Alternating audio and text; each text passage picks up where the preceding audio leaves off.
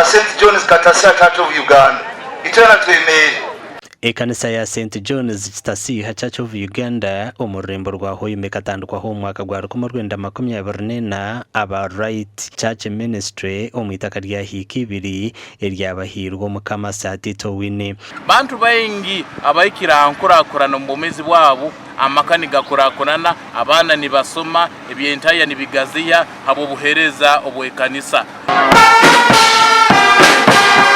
emikoro yo kujaguza emyaka igana y'obuhereza yayebemberwa Bishop Musa Jacobo atirweho kandi yabanza kutibara ha kyombeko kya multipurpose nokwe kujumirira ebikorwa by'abashomesa abari kubyama n'abana babishiki ngo babaherezeza maxi abana bashikicyaye bakugwa bizu yobusihani akwa kwenda makisi a university no wesige Yesu ajya kusinguza.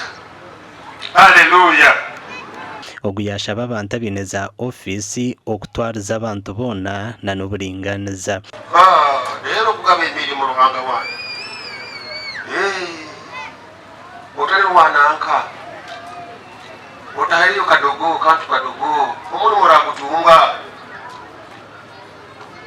Let us be impartial. Sure the Lord will bless us. Let us be fair.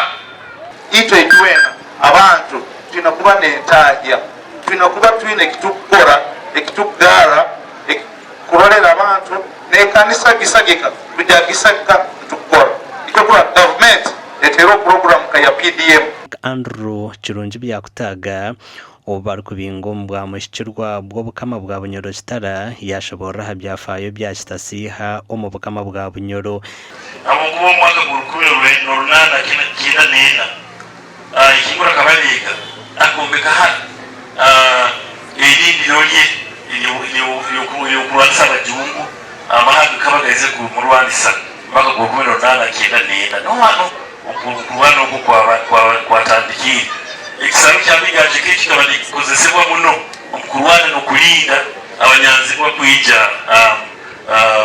kurwanisa abarujura baitu byakutaga yagamba ngu ebiryo mu bukama bwa Bunyoro betakabagwisa enshazi ngu wetarukoza kurogombwa mushikirwa ekirungi tobukama buno bwatebeho kati kulinda biragiro bya government abeje muntu wenda kuba chwire kiragiro ekoti nazo ziroho twavulemerwe twakusobora kuikara tukahanura nekoti ziroho nabejo tulinda businge hatabaho kutabangura munyagengenda genda kutera naka nangwa ero tukutimulira bijja kubaho.